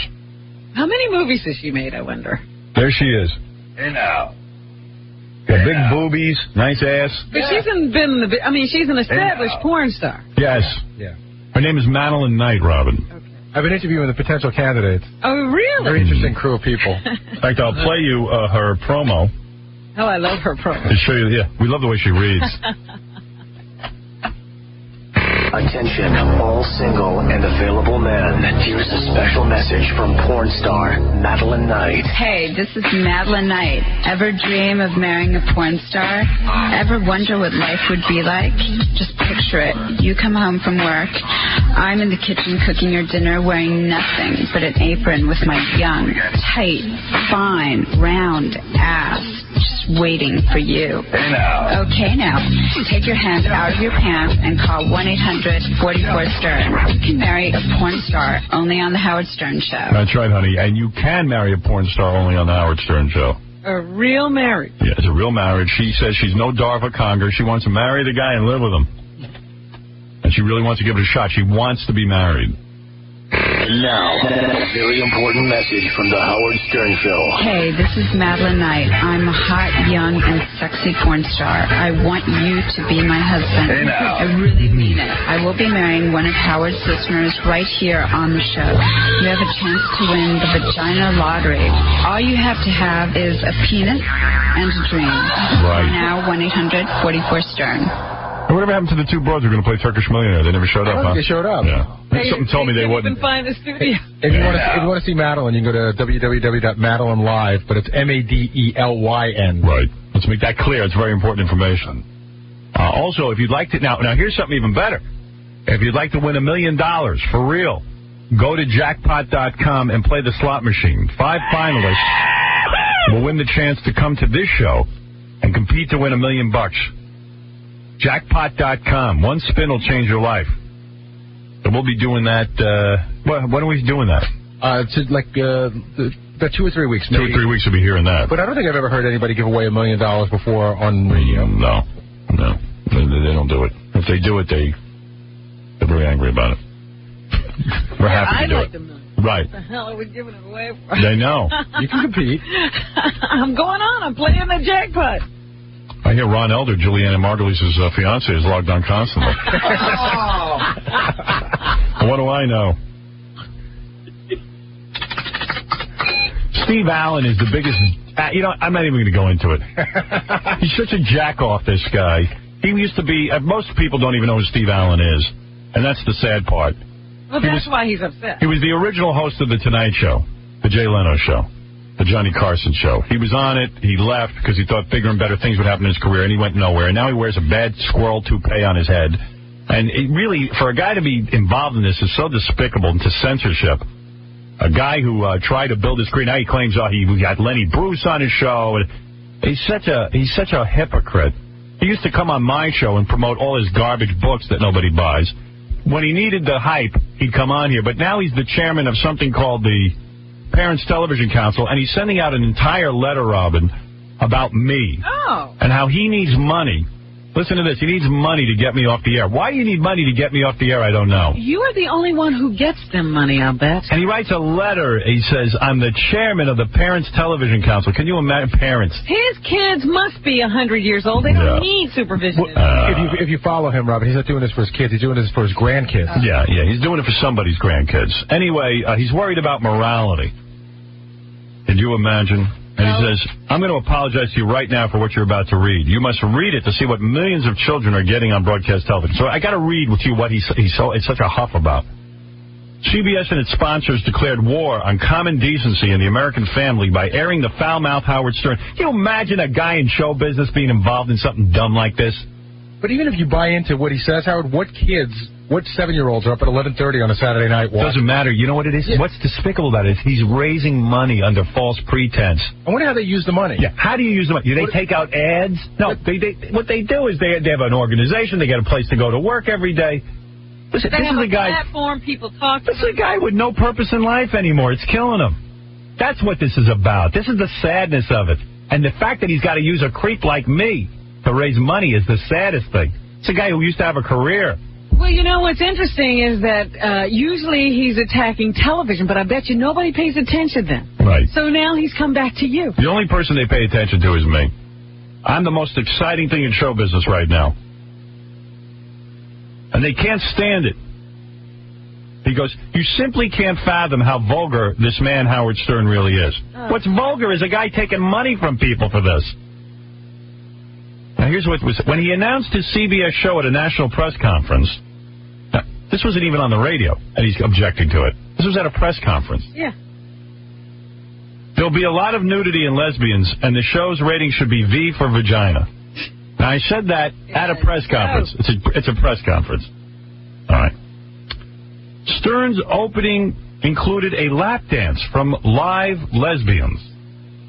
There's a quote from this is from the Toronto Sun. The she-man claiming to be a female who Stern personally checked out by feeling her breasts before ordering her into a bathroom with sidekick Robin Quivers so that her private parts could be studied by another female. That's Nicole Bass. Yeah. Nicole is a woman, and Robin went into the bathroom and looked at another woman. That's so dirty? Why is it? But the way they write it, they try to make it seem like it's something. So weird. I had a dominatrix on who said, my specialties are caning, boot worship, smothering, trampling, psychodrama, and long-nail torture. He objects to that. That's her job. Yeah. Can you imagine writing that? Why would you send money to this guy? I don't even see this is so objectionable. What's the problem? He once interviewed a woman who claimed to have sex with talk show host Jerry Springer. Stern said, you had just gangbanged 80 guys. I mean, after somebody gangbangs 80 people, should you be performing oral sex? He says it's revolting trash. Well, what can I tell you? You know, this is the pathetic life that is Steve Allen, with that fakakta schmata on his head that he runs around with that wife complimenting him. Scene. It's a sad state of affairs when a guy's a loser and has to, I'll say this, it's like stealing money from people. Because these dopes are like retards. They send money and they see TV, radio, I guess they send money. Yeah, they're going to do something. Steve Allen's going to do something. He's not going to do anything. What's he going to do? What is he going to do? What's he going to do? It's ridiculous. I'm going to throw up from him. On the other hand, I received a letter from a guy the other day who says my show saved his life. Yeah, where's Steve Allen then? Oh, that they don't put in the letter. No one wants to hear that. What am I yelling about? A gentleman says, and I don't have the letter in front of me. Oh, gentlemen. He says that he was listening to the show, and we used to talk about testicle cancer. He didn't know anything about it. He's a young guy. And we had described on one of the shows something about testicle cancer. Lo and behold, the guy goes in the shower, he feels his balls, and boom, he discovers testicle cancer quickly. Gets to the doctor, they remove one of his nuts, and he's fine. He says, now I'm alive to listen to the Howard Stern Show, live my life. Everything is fine. I can still function as a man. Thanks to you guys, I'm alive and healthy. That is what he says. And he says he doesn't want his name on the radio. He'd be willing to come on the air and talk about it, but he's not looking for publicity. I'm very happy. Yeah. He says, I have been undergoing radiation therapy just to be sure we got it all, but I was still able to listen to the king of all media, even in radiation therapy. Thank you, thank you, thank you. A loyal fan forever mine. Now, Steve Allen doesn't want me talking about people's nuts on the air. I'm not kidding you. You saved a life, I think. F you, Steve Allen, and that goddamn squirrel on your head, you big pussy. Why don't you come on the show and take me on? You won't. You know why? Because you're feeble. Oh, please. It would be embarrassing. You can't fight. I'll fight with him. Come on in here and talk. All over. Let's talk, buddy. You big scared pussy. I'll give you all the airtime you want. Doesn't even have the energy. Yeah. You big pussy. You're a pussy. You left the Tonight Show, and now you're crying over it. You're sitting there weeping as an old man. I shouldn't have left. I shouldn't have left. You know what? Too bad about you. Suck me. Suck it. Suck it now. Right now. On your knees with your squirrel head. And print that in your newsletter. Suck it, you squirrel head. You won't print that because you don't want people to know you have a squirrel on your head. They don't know. Yeah, nobody knows. He's afraid that, they don't know. He gets so loose, people will start telling him that he has a squirrel on his head. If he came in here and said to Steve, do you really think people don't know you have fake hair? I mean, do you really think you're fooling someone with that ridiculous squirrel on your head? You freak. Let it shine. Liberate yourself. You're 100 years old. What do you think? You're sexy? Yeah, anybody thinks you have a full head of hair left? He looks in the mirror and goes, I have to look sexy today. I have to have my hair. Women won't be attracted to me. I'm not as virile. Why would a guy 80 years old care if people are attracted to him? Stop caring. Now's the time to let the vanity go. You're 80. No one wants you. All right. That's the beauty of 80. You don't have to care anymore. Yeah, and write about this in your newsletter. Looking to talk live, one-on-one to real live farm animals? Just pick up the phone and call the Bestiality chat line. Right. So, what are you wearing, baby? Oh, yeah. Don't waste your time chatting with those dreary members of your own species. Call the Bestiality chat line and get off on the hottest barnyard talk in the nation. What are you going to do to me? For only $5 a minute, you can join the Bestiality Party Line, where you'll get connected with as many as 10 other sexy single quadrupeds. What are y'all doing to each other? Oh, that's so hot, So, the next time you want to be driven wild with desire, but don't want to listen to some whiny, dumb broad, why not give in to your animal instincts and call the Bestiality chat line? And then what are you going to do to me? Oh, my. You are one horny toad.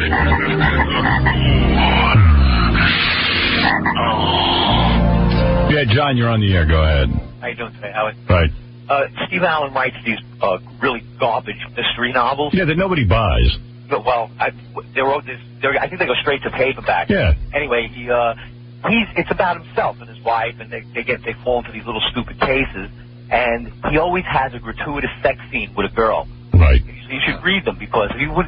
Yeah, but that's fine. In other words, children can read that. It's a book. Yeah, for books, it's all right. they're in the libraries. They don't pull them. They pull your book. Yeah, books are for art.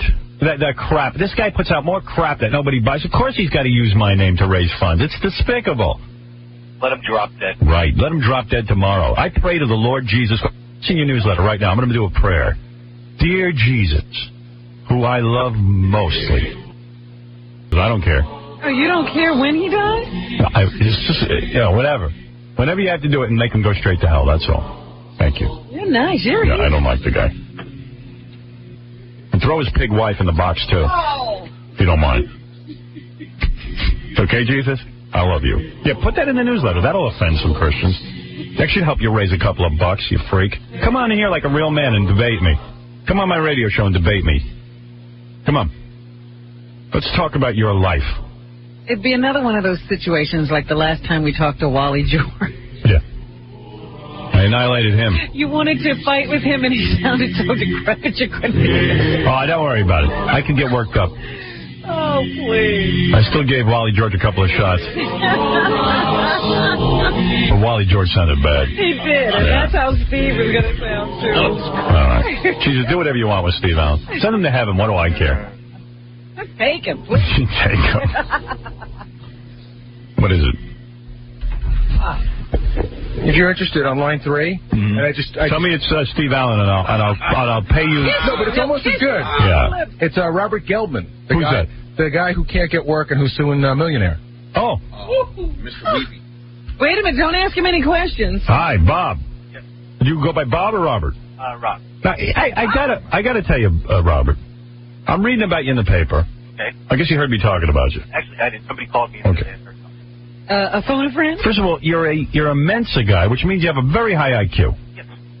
And you know that a lot of people with high IQs sometimes are disturbed. Do you know that? Insanity runs with geniusness? That's right. Yes, I've heard. Insanity runs with genius. How do you know this is him? Who says geniusness if they're a genius? You know what? He gave me his name. He gave me his address. I called information, double-checked it. Called him down in the city that it says he lives in. Oh, all right, so it is him. Yes. All right. Where are you from? Actually, originally from New York. Where are you now? Florida right now. Where in Florida? Palm Beach Gardens. Right, okay. And I'm reading about your lawsuit. And I got to tell you, I don't buy it. If I was on a jury, I would, in fact, make you pay Millionaire. Maybe it's too elevated for you to understand. Maybe it's Maybe I'm a lot more that went on that is not in that story. You're losing sleep, and you can't work because you got a question wrong on Millionaire? Well, no. What I do for a living, I'm a computer programmer. I'm a consultant. Right. Yeah. I have to take technical tests. Right. When I take jobs. Yeah. Well, I have a hard time now taking tests in the sense that everything has hidden meanings. Come on. Well, I mean, it's true. I mean, whether you buy it or not is fine with me. And how do you prove that? Yeah. I've been out of work since July. Out of work. All of us could be out of work. A lot of us don't want to work. Don't you see, if you have a trouble taking tests because of what happened, don't you see that as an abnormal thing going on with you rather than Millionaire's fault? Do you think that's normal behavior? No. I mean, and I guess in some sense, I mean, I come from a family of doctors. I mean, my family's convinced I had a nervous breakdown. Here's a good question for you. All the other people who are a Millionaire who didn't get the question right, how come they're functioning in everyday life? I think it's a different thing. I mean, my answer was correct. No, it wasn't. We asked everybody the question, and everyone got it right except you. Are you familiar with the zodiac cycle? Yes. That was my question. The question says, starting with January. So right away you figure December. That's not what it says, though. The question was beginning in January. Right. Beginning in January specifies the point that you're looking for in the month. If it had said beginning from January, that would have specified a time span. Ah, come on. Come on. You got the question wrong. Big deal. Go on with your life. I mean, I hope the judge throws out the case. I mean, there's other circumstances that night also. First of all, what? Well, okay, first of all, they messed up the contestant right before me. Had to have him back on the show. Right. Okay? The fastest finger that I got right, when they first showed our names up, put our names up to let's see who got it right, nobody's answer lit up. Okay? What's the difference? You got a shot. What's that got to do with you and not having any... You got a shot on Millionaire. They gave you the shot. You got the question wrong. You could take a test. I think you don't want to work. Howard? Yeah. I have a question. Did this guy have any lifelines left? Yeah, he used a 50-50. Okay, did he have any others? No, I had nothing after that. He had nothing after that. You know, and the truth of the matter is that I know Scorpio starts October 23rd or October 24th. You know, if you sued them and said, I want another shot on Millionaire, that I'd understand. Well, that's what I did. And this is the other part that you don't know. But $2 million for pain and suffering, come on. They don't even owe him another shot. You know what pain and suffering is? Laying in a hospital with AIDS is pain and suffering. Come on. It's a game show. You see, the thing is that in August when this happened, that's what I asked them to do. Was what they did with David before me. Dude, you choked. You choked on the show. And you're freaking out over it. But get over it. Nobody even knows who you are. Now you're bringing attention to yourself. Now how are you going to get work? Everyone's going to think you're Sue crazy. I wouldn't know. I wouldn't hire you. I'd be afraid to hire you. I figure, he's going to sue me over every little thing. You could have actually used this to get work. I'm the guy from Millionaire. Yeah. Who would even know who you really are? I mean, seriously. Situation, Howard. In August, when this happened, I tried to say, look, all I want is you to say that I was right. I mean, based on the wording, that question is ambiguous. The zodiac does not follow a calendar year cycle. Have you ever seen a psychiatrist? I'm being serious. Have I? Yeah. No. Because maybe a psychiatrist will help you get over this. This is not a big deal. You got a question wrong. You got it wrong. I'm telling you got it wrong. Okay. I read the question, I figured it out, and I knew the answer. There was nothing ambiguous and about it. And you're not owed another shot. Period. I don't. Be a gracious loser. Okay, I mean, you can have your own opinion. I mean, everybody on the show will then want another shot who misses a question. I mean, I can show you, I can actually email you 80 posts of people saying that I was correct. I don't care. Posts. Those are idiots on the internet. They're not running a game show. You should be on their game show. So let's say you got it right. So what? So what? So what? I mean, now can you go work again? Right. You got it right, okay? You were right. So now go back to work. You were right. Everyone else is wrong. I'm in the process of trying to get work. Well, so you're going to blame Millionaire that you can't get work?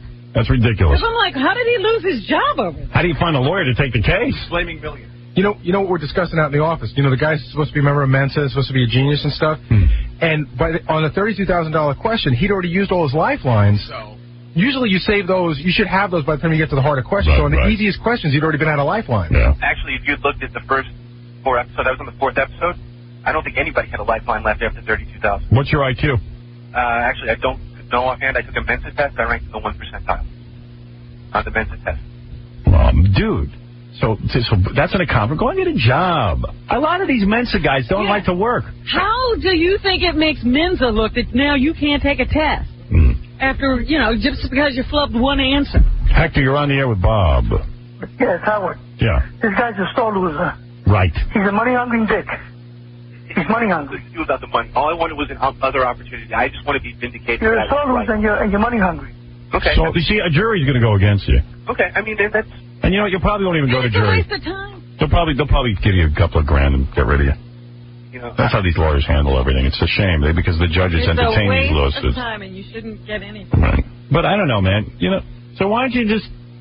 Maybe you get a settlement where you can go back on Millionaire. Would you be happy with that? That'd be fine. I mean, that's all I wanted. Wait a minute, Howard. Wait a minute. That's all I had asked all the for. time in professional sports, officials blow calls that cost people games. They don't get to replay the game. It's the luck. It goes with it. Well, yeah, he used 2 other lifelines like earlier on. So it's like by the time he just wasn't having a good day. You were playing a game. I mean, I'm sorry. Lost. I don't know the bridges of Madison County. It's not my specialty. But you're supposed to know that if you're going to be a millionaire. Well, that's why I used the lifeline, because I knew somebody who would know it. But you didn't know enough. Yeah. Okay. Hey, listen. What can I tell you? It sounds... You lost a game. You were playing a game. I don't have any sympathy for you on this one. Oh, I'm not asking for sympathy. All right. I'm not asking for sympathy. He's asking for money. No. You want $2 million? You want $2 million? Now you want $2 million. Tell me how you deserve. He was only going to win $1 million. That guy has a lawyer. Yeah. What is it, Bench? I know this guy's a whiner. I know the lawsuit has ridiculous things in it, but he's right. The question was ambiguous. No, it's not. It did not say zodiac year. It said beginning in January, which the understanding would be. I think it was. Do you think it was a poorly worded question? Howard, Look, that's the question. He got it wrong. Big deal. Go. I mean, this claim that you can't work out of it. That's ridiculous. The lawsuit is ridiculous. So if you claim you can't work because you missed a question on Millionaire, who's going to listen to that? I agree that part's ridiculous, but he should have a real Trust me, if they took away his house tomorrow and he had no food to eat, he'd go dig a ditch. And you should be able to cruise to the $32,000 question. I've watched that show enough to know that the question... Right, but that's not his fault. I'm not faulting the guy for not getting to the $32,000. It just doesn't matter. It just wasn't his day, though. Based on the fact that, even in the preliminary question... Bob, listen to me. I'm going to talk to you. I'm going to make some sense to you now. And you're not going to listen, but I'm going to tell you anyway. Oh, I'm listening. Today, get out of bed. Oh, I'm out of bed. All right. Get your best clothes on. Already done. Go apply for a job as a computer programmer and take the test. You'll do fine. Okay? Keep taking the test until you get... And go get a job and forget about this. Be a man, and tell your lawyer, forget the suit. I'm going to go on with my life now, and I'm going to live. I'm a Mensa guy. God gave me a gift of a high IQ, and I'm going to go do my job. Forget Millionaire. Now he studied this one program until it's coming out of his ear. I've been actually studying the newer technologies for the last month. You're busy studying Millionaire tapes. No, actually, studying XML and JS. Did you hear my advice to you? Yeah. If you're smart, you'll take it. If you're really a Mensa guy, you'll take it. Yeah, and I mean, that's what I've been doing. I've been sending out resumes. Send out resumes. Go take that test you're afraid to take. Go ahead, boy. Conquer the world. I will do my best. All right. That's it. That's the attitude I like to hear. And you call your lawyer today, and you get rid of that lawsuit. I'm going to be proud of you, okay? Quite frankly, if I were him, I'd be afraid of Millionaire. Right. Who wants you running around with $1 million? Huh? And you know what you do? Go out and buy a lottery ticket. I feel lucky for you. All right, Bob. Take care. Thanks, man. All right, that's Bob. He's filing a $2 million lawsuit against the show Millionaire. We got to take a break. When we come back, we'll do a little news for you. Don't forget, coming soon, the Foo Fighters will perform live. Kid Rock, Sinead O'Connor, RuPaul, Jon Stewart, Roger Ebert. Claiming that he wants me there. I don't want to be there. Yeah. I love that. He loved her. Paul McCartney loved Linda. I never thought it was possible for a selfish rock star. I figure all of them are selfish. He wasn't. He dug her. I mean, he put her up on stage. And you talk about John Lennon loved Yoko and stuff, but he really didn't because he was always out cheating and stuff, and... You're saying things and you don't From what I've know read, anything about their relationship. Paul McCartney and Linda, you don't know. I believe they were in love. Now there's that book that says Paul was out and John went over and slept with Linda. Yeah. I said Paul loved Linda. I didn't say Linda loved Paul. Oh.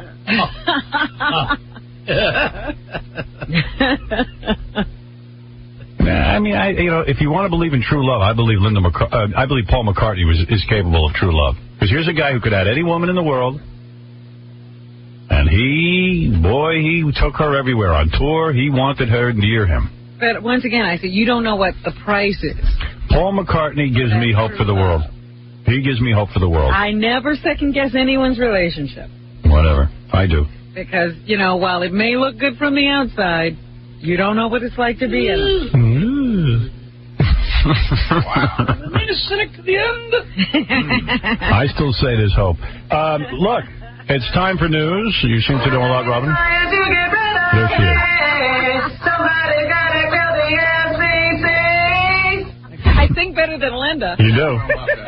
That singing gives me Speaking of singing better, I was thinking about my band, The Losers. I have several bands, Backside Boys, which are professional touring bands. Yeah, how can a guy like you be in so many bands? I'm in a couple of different bands. I'm with all the same guys. Backside Boys, this summer will be on tour. We open up at the K-Rock Dysfunctional Family Picnic. We're going to be out there. When are we up? Like the beginning, the end? I would think we close the show. Oh, stop it. When most people go on. Yeah. No, I think we ought to go on during the day. I don't really want to be there at night, because when you go to this stuff... No, but you want to see it at night. But wait a second. The big screens. I love the Dysfunctional Family Picnic, because, in fact, I don't even know that I want the pressure of performing, because I love going and watching the band. I know it. Here he's going to talk himself out of it. Hold it. I might. I haven't made a final decision. I already have plans for the day. I know we ain't doing But I would go out during the day, because you know what? Then I can enjoy the rest of the show at night. I love it at night. They have great bands, and they come out. That is one of my favorite. I'm not kidding you. It's one of my favorite days of the year. It's a great day, but the crowd swells, And you're not going to see, like, if we're wearing costumes or moves and stuff like that. It's just not a show. You're not going to see it unless it's on the big screen. I'm saying that might help us. That's what I'm trying to tell you. You can't miss a note. You know us. We'll never get together and rehearse. Doing our act on the bus is what we're doing. Rehearsal will happen 5 minutes before you hit the stage. Yeah, I'll be like, Fred, do this. Fred will say, no, I'm not doing that, and that'll be the end. We might be able to. We might have to rehearse. You and Fred will have to talk. Well, forget it. But I was thinking of my band, The Losers, which is me, Jackie, and Fred, and Scott the engineer, who's the head loser. Yeah. The biggest loser. The biggest loser of all. The band was named after him. We want to do a battle of the bands. We want to get 3 record company guys in here. And we heard that Tina Yothers, she was on that show, Family Ties. She has a band. We want to challenge her band to a battle of the bands. And we also want to challenge Dogstar, Keanu Reeves' band, to I don't know if Dogstar's up and performing right now. They're going on tour. Kick their ass. I'll get like Harvey Leeds, Danny Bush, and Carl Olio to come in and Carl Olio and judge. Yeah. And I'll go up against the Bacon Brothers too. All right. You're putting out a challenge now. Yeah. I don't know what Tina Yothers' band is called, but that band, the Bacon Brothers, and Dogstar, you're challenging them to a battle of the bands with the Losers. And Jeff Bridges, we'll go one-on-one with you anytime. You'd have to audition for the show. We each get one song, and then the record company guys have to judge. Right. In here we do this? Of course. Battle of the bands. Give points. Where else am I going to do it? Pay-per-view, I don't know. Pay-per-view. Carnegie Hall.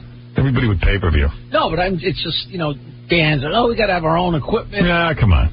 Let's get down to it. Not the Losers. Losers can play anybody's equipment. No, we can't. We can play anybody. Yeah, you don't even have to have a setup. What song would we do? Rolling on a River? Hey, Booey. Baba Booey song. The Baba Booey song. Tina Yothers' band, Dogstar, Keanu Reeves' band, and the Bacon Brothers. And any other movie actor, like Jeff Bridges, who's put out record albums. Bruce Willis with his harmonica. Stupid. Don Johnson had a band. Don Johnson band we challenge. TV's Don Johnson. Hey, give me gay porno. And I want, what was that, the cop movie? And you know whose band I love? John McEnroe's heavy metal band. Oh, that's right. He did rock out. We challenge them. But, he'll bring in a ringer, and he'll get his wife to be the lead singer. Bring him in. Who cares? John McEnroe. Get him. Absolutely. A lot of guys. There's a whole bunch of guys. I think Paul Reiser has a band, too. Yeah, he does. He did the theme song. Yeah. Reiser? Yeah, he did the theme song to that horrible show. Oh, that horrible song? Frasier. Frasier loves to do the jazz thing. Oprah has a band. She can do the Oprah theme. Oprah has a band. Yep. That's right. I hadn't heard that. Feeling good, I'm Oprah. Sassy. In fact. What's that song she's singing? She had to sing I'm ready for Oprah. I'm ready for eating. I'm ready to eat. What is she ready for? You know the word. I'm trying to think. I'm ready. It's time to rise, fly. You got to record that. I want to do a version of that. Yeah. You know who's got a band too that we should go up against? Who? Roseanne. Yeah, Roseanne. She forget her. She's serious. Yeah. Isn't it good, Howard? I'm a great singer and stuff. Yeah. Oprah sings her own theme song. Yes, she does. I'm feeling good, I'm Oprah. Maybe Matthew McConaughey. And his bongo band. Oh, bongos. The old bongo band. We take all challenges, right? Yep. Any of these celebrity bands. So there, the gauntlet has been...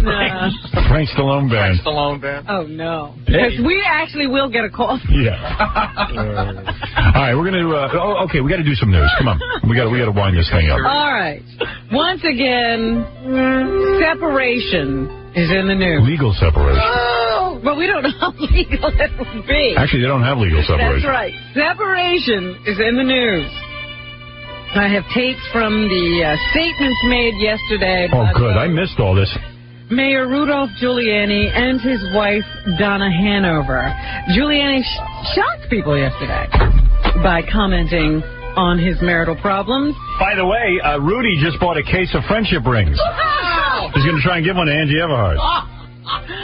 So let's let the mayor go first. Here is Mr. Giuliani talking to reporters yesterday, number one. Okay, here we go. For quite some time, it's probably been apparent that Donna and I lead, in many ways, independent and separate lives. He was crying, Yeah, right? they said that he got a little misty-eyed and that he lost his usual, sort of strident staccato speech, and he was holding his head down, whereas he usually holds his chin up very high. Right. He sort of didn't handle this in a Rudy Giuliani kind of way yesterday. Hey, there ain't no easy way to handle it. Obviously, this was sort of impromptu. It wasn't something he had planned to do. When he was crying, was he wearing a sundress? Here he is again, number two. I think I saw Rudy canoodling with Senator Aldamato. We'll do the best that we can to make the decisions that we have to make that are consistent with our own lives and our children. Dominic Barber, who loves to weigh in, literally. Dominic, what is it? I'll tell you how it's going to get complicated. Please. There's a thing which Howard may remember, which has to do with the word fame in New York State. When you're a person of great fame, and that can affect your future income, that is an asset to be divided. Now, what is Giuliani's name worth if he, let's say, doesn't become senator, or even becomes senator? What is the value of that, and what share is Hanover entitled to? Hey, never mind that. What share is Rudy entitled to of Hanover? Yes. What if she does real well? Yeah, but really, come on. If he wasn't the mayor's wife, what would she be? She got the Food Network. Giuliani's a guy that could be scamming. Well, that's your favorite network. Well, hey, listen. Yeah, Dominic watches the Food Network 24 hours a day. No, I have it on my TiVo. Well, you're absolutely right. Rudy Giuliani is not a rich man. If he was a wealthy man, he'd be able to say, look, honey, here's a great amount of money to offset any kind of fame issue, or here's stock options, or here's something. You're right. It could become an issue. It's not like he could be a big money earner as a result of his position later on. Right. All right, Dominic, will you be Rudy's lawyer in this? I'm hoping to be the children's guardian. Lawyers love when people. You see, this is what I'm talking about. Why marriage It's not last should be against the law. It is a contract entered by two people who are not even explained the laws. That 50% of the Rudy income. was a lawyer, and he was not a child. No, I know that. Second marriage. But when you get into these things, you are signing away your life. It's a contract you'd never sign in any other business. He knew what he was getting into. And Dominic is a divorce attorney, and he's like, I know who's going to make money. The lawyers. That's why if Rudy and his wife have any brains, they'll sit down with a lawyer, and they'll say, you become an arbitrator, and let's take all the money we pay to the lawyers and give it to each other. Well, first of all, divorce is forever. That scares you. Marriage is still there's a divorce. No, they'll never. Listen, I have 15 lawyers. 13 of them do divorce, 2 do criminal. Where am I going? We're busy all day long. But divorce is forever. Marriage is till you get divorced. Divorce is not necessarily forever. People get remarried. Well, I hope so. He loves it. Divorce again. All right, Dominic, thank you. It's depressing talking to you. Yes. No. Here he goes. Rudy again, one more time. I wonder if Rudy would move in with me. I need a roommate. We're two wild bachelors. Well, Donna's not leaving Gracie Mansion, so maybe he'll have to go. We'll do the best that we can to make the decisions that we have to make that are consistent with our own lives and our children. Oh, he already played that one. Number 3. In many ways, we've grown to live independent and separate lives, and we should probably strive toward formalizing that. Who's singing? Frank Stallone. Linda McCartney. Frank Stallone. Linda McCartney. Singing in the subway. She lives. That was Tina Yothers' band. And, of course, Donna Hanover spoke after Rudy made his statements. And she's still, she's not for just letting this go and saying, yes, we're separating. She wants to explain to people what happened. Yeah. For several years, it was difficult to participate in Rudy's public life because of his relationship with one staff member. Oy vey. There's an angry woman. Yep. And get over it, honey. She has more to say. I made a major effort to bring us back together, and Rudy and I reestablished some of our personal intimacy through the fall. I At that point... So, he stopped banging the chick, and he started banging his wife again. I was going to say, can you read between the lines what's going on here? The lines are pretty easy to read. She's not making it hard to figure out what went on. She's saying, and in her statement, she didn't name the other woman. Right. That she said made it hard for her to be a part of her husband's administration. But later, a spokesperson for her named that woman as Christine Latigano, who was a close aide to Rudolph Giuliani. And there was a lot of speculation at one point about Latigano's relationship with the mayor. But she has since gone off and married somebody else. Hey, now the mayor's free to go to Scores and stuff. I don't think he's going to want to close it down. You have to see if he changes his mind about those clubs. But Latigano then had to hold her own press conference and say, I had nothing to, I stand by my statements of 3 years ago that, I didn't have a relationship with Rudolph Giuliani. She doesn't know why Donna Hanover made these statements. But Hanover's people are confirming that the person they mean is Christine Latigano. So she's saying, all right, Rudy was running around with the Latigano woman, and then that broke up, and so I thought maybe I could rekindle the flames with my husband. Yeah, he might have done me a couple of times. But hey, Rudy, let's hit lot 61 tonight. Somebody else. Let's hit lot 61. And then ABC, I think it was, ran into Judy Nathan, who has been termed the mayor's very good friend. And got her to say a couple of words on tape. Here she is. I do hope that you all will now give the mayor the respect and the privacy that he's done. Oh, yeah, right. This is a 6-page spread in the Daily News. This is New York. Greg, you're on the air. Go ahead. Yeah. Howard? Yes, hi. I'm having trouble hearing you. Yeah, listen, you talk like you're such a hot shot and this and that. And Come on. I'm sorry. Come on.